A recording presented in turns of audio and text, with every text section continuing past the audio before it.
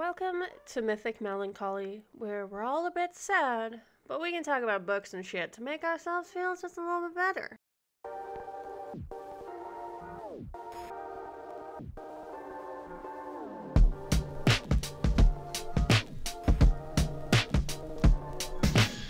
So you might notice the setup is a little bit different right now. I am actually attempting to use my webcam and my mic on the computer because I'm sat at the computer looking at the computer screen.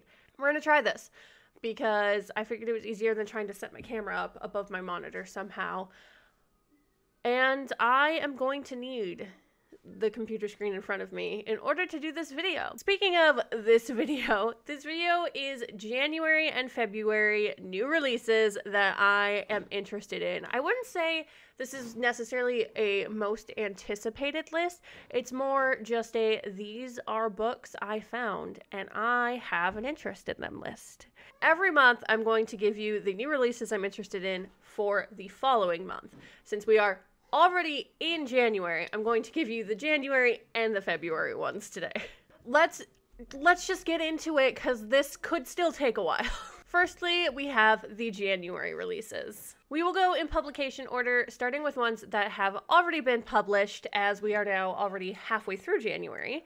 First of which is Song of Silver, Flame Like Night, that came out on January 3rd. This is by Amelie Wen Zhao. I'm sorry if I'm pronouncing some of these names wrong, by the way. I will try my best, but a lot of these I haven't heard said aloud before.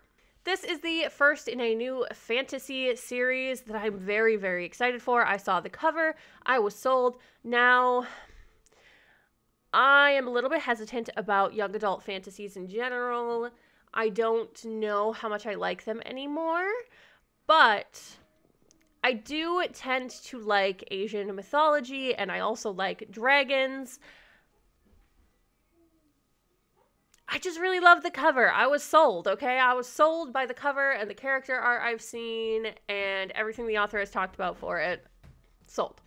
Just a heads up, because there are so many of these, I will not go into detail with these synopses or anything like that because this video would be so long.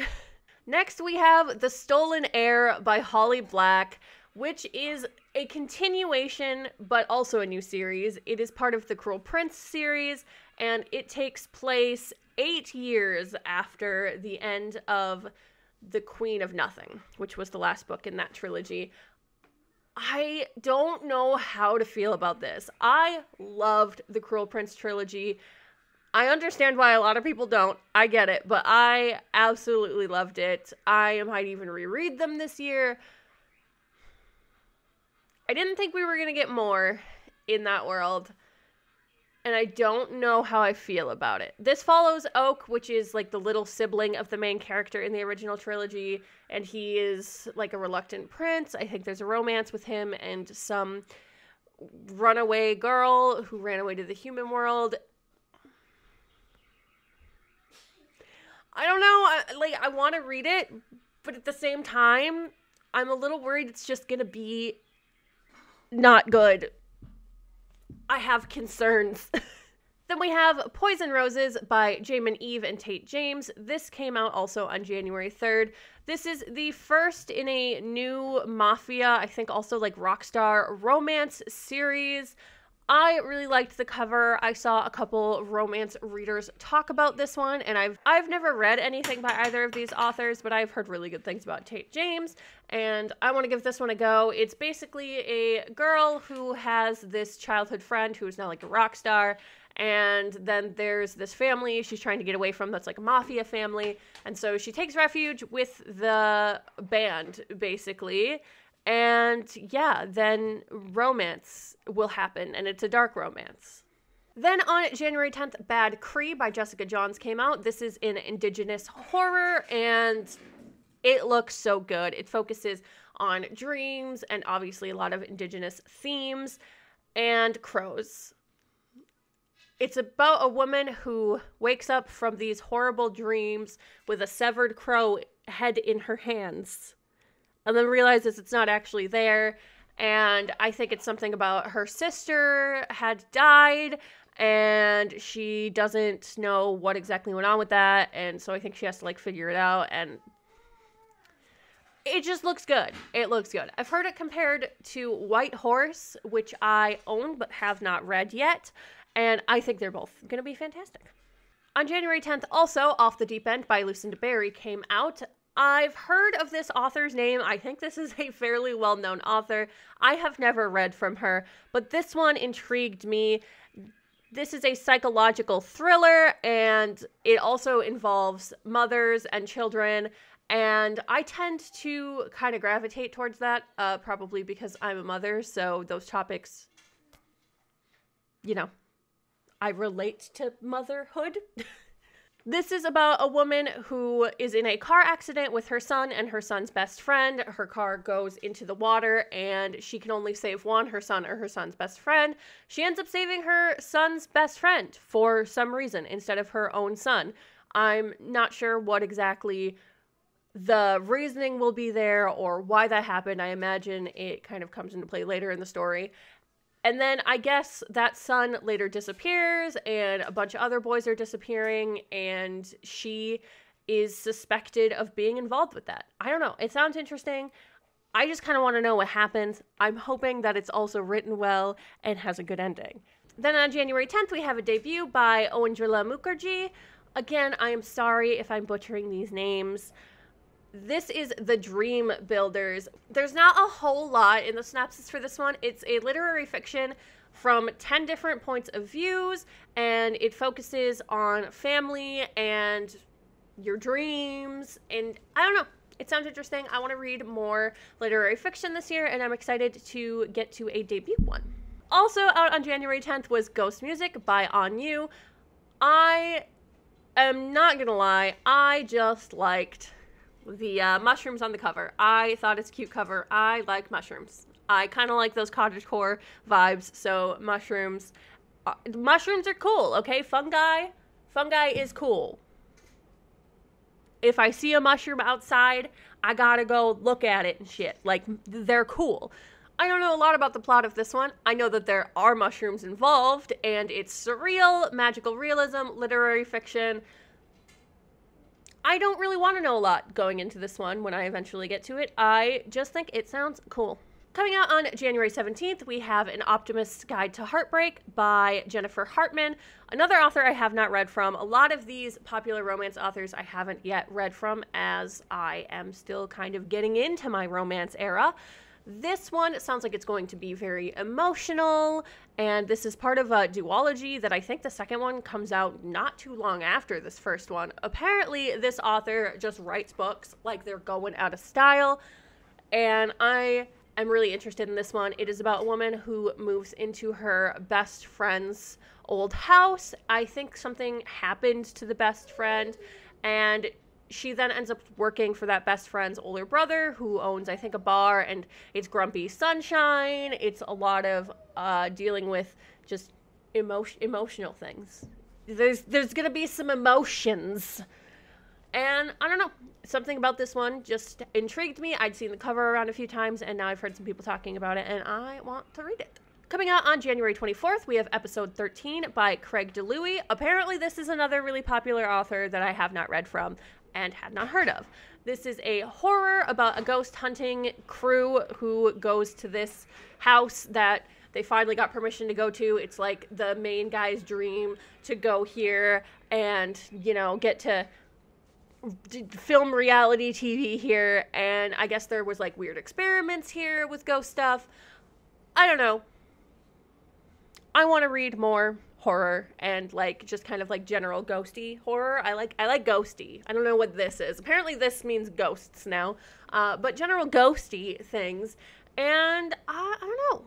Something about this one also drew me in, and I am kind of a sucker for those really terrible ghost hunting reality shows. I know that they're super fake, and yet I still enjoy them.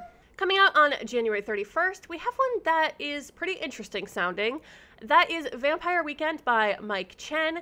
I really like the cover for this one, and the ideas of it it's intriguing. It calls itself a horror. Horror is the top listed genre on Goodreads, but I don't feel like it's going to be a horror so much, other than the fact that it involves vampires. This is about the fact that apparently everything you know about vampires is a lie, but they are immortal or they live very long lives, and this vampire really likes punk rock shows. Has been to so many, and wants to be in her own punk rock band. And then somebody finds out that they're a vampire. I don't know. Vampires, punk rock, calls itself a horror. I'm intrigued. I'm very intrigued. Also on January 31st, we have The Carrefour Curse by Diane K. Slerney, which is a middle grade, a spooky middle grade, if you will. This one calls itself The Haunting of Hill House for preteens.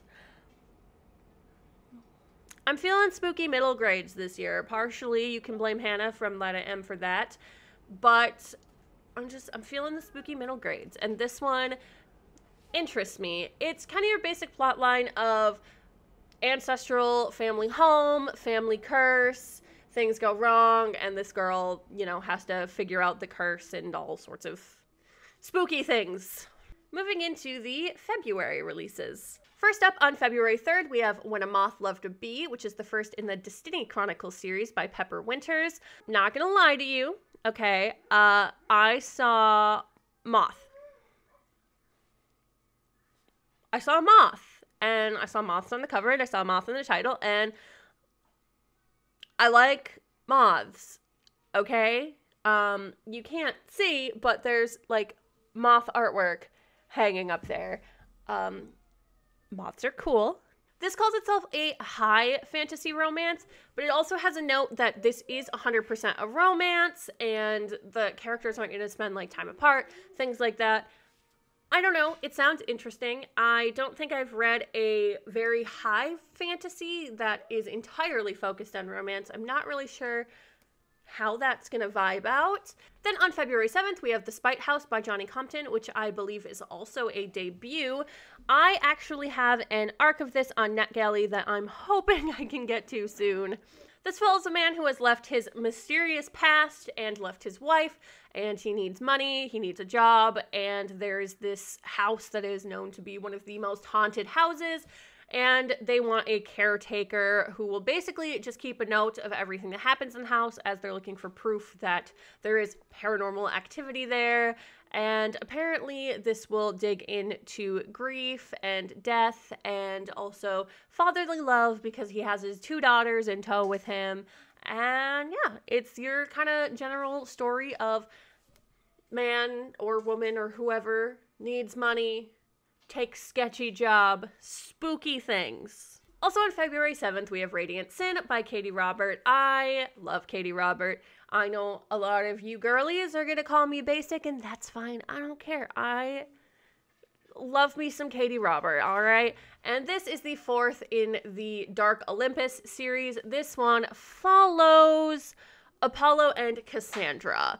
I don't know more than that. I don't need to. I enjoy this series quite a bit. I enjoy basically the majority of things Katie Robert writes. Coming out on February 7th again is Venko by Sherry Dimmoline. I have not read Sherry Dimmoline's other books yet. I do have Empire of the Wild, I believe is by them. It's basically about this woman that finds out that she has ties to this company, which is basically a front for a giant witch coven called Venko. Get it? Venko. Coven. Yeah, it's pretty obvious. And then there are witch hunters, and I don't know. I just think it sounds intriguing. A big company being a front for a coven. Then we have Our Share of Night by Mariana Enriquez. This is a translation, so it's been published before, but is being translated to English. I have not read The Dangers of Smoking in Bed, but I remember seeing it and being intrigued by it, and now I've seen this one. I'm intrigued by this one. This one follows a father and son who have lost their wife, mother, and they go to the mother's family home where it's like this weird kind of cult, and they are looking for eternal life.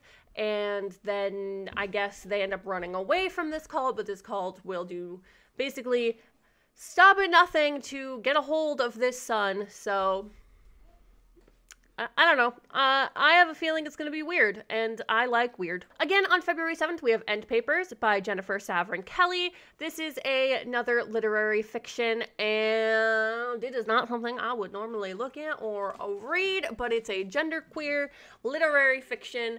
I don't know a ton about this. I know that there's a queer love letter, and the main character really wants to know who wrote this, like, decades-old love letter, and yeah, I don't know. It's a genderqueer literary fiction, and I would like to read it. All right, it looks like we're going to have a baby with us for the duration of these. I don't think there's too many left. Again, on February 7th, we have A Dangerous Education by Megan Chance, which is a horror historical fiction. I'm not sure how much horror-y it really is, but it is listed as a horror. This takes place in McCarthy-era America, so like 40s-ish, I believe. And it is about a reformist teacher who works at a school for troubled girls, and she kind of goes against the curriculum and, like, breaks the mold, things like that. But the thing is that there are 3 girls in this class that she knows one of is the child she had to give up, and she's determined to figure out which one. Another February 7th release is Such Pretty Flowers by K.L. Sarah. This one really intrigues me. I really like this first line. It was the last message Holly received from her brother Dane before he was found cleaved open in his fiance's lavish Savannah townhouse. And it's considered a suicide. Now, I don't know about you, but when I imagine someone being cleaved open, I don't imagine this being something someone has done to themselves. Apparently, she suspects his fiance because of some game that they mentioned they were playing in this last message she received. But then I guess she's, like, falling for this fiance. I don't know. I am interested. It sounds wild.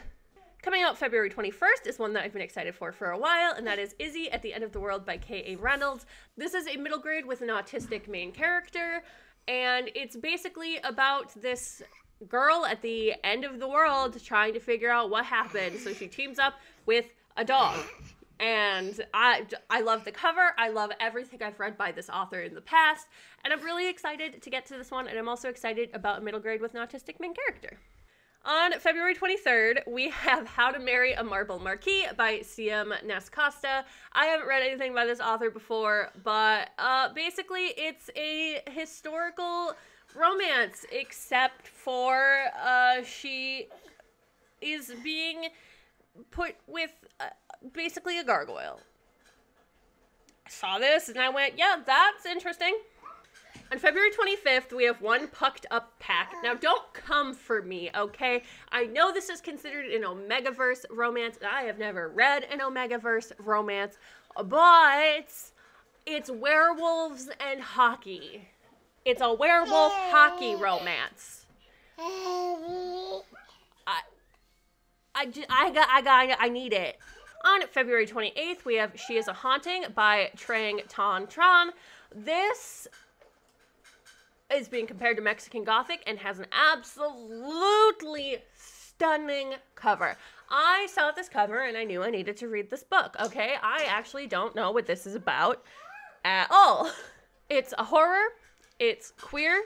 It's compared to Mexican Gothic. I don't want to know more. I am going to read this. Also on February 28th, we have The Adventures of Amina al-Sarafi by S.A. Chakraborty. I have not read the City of Brass books. I have the first one, and I've been meaning to read it forever, but I have not. This interests me even more than that series does. This is a piratey adventure fantasy series. I am so hyped.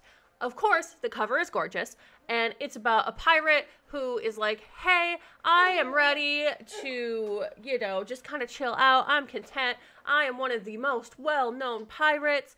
And then she gets this job for a huge amount of money to find someone's kidnapped daughter. And then, of course, there's more to it than there seems to be. And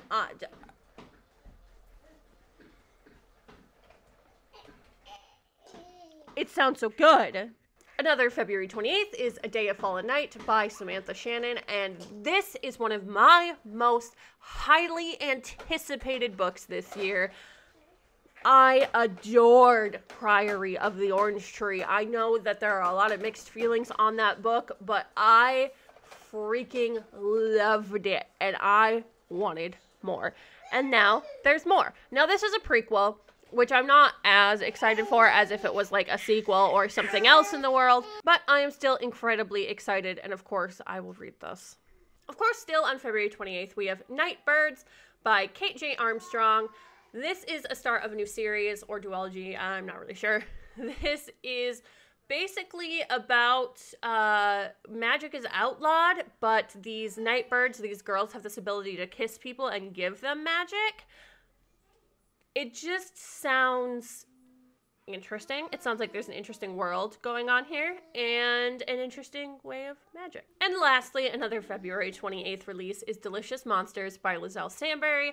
This is about two teen girls, one of which has the power to see dead people, and they kind of have to come together to investigate this creepy mansion or something along those lines. I don't know. It sounds good. I'm interested. I believe it was Books and Bow Ties Jessie who talked about this one, and I found myself intrigued. So that is all the releases I have for January and February. I am sure I missed a whole bunch, even though this was still a fairly long list, because I don't know about every book. These are books that I saw just because I saw them, or books that I saw in other booktubers videos, just books I came across in any capacity that I thought looked cool. So I hope you enjoyed, and I will see you in the next one.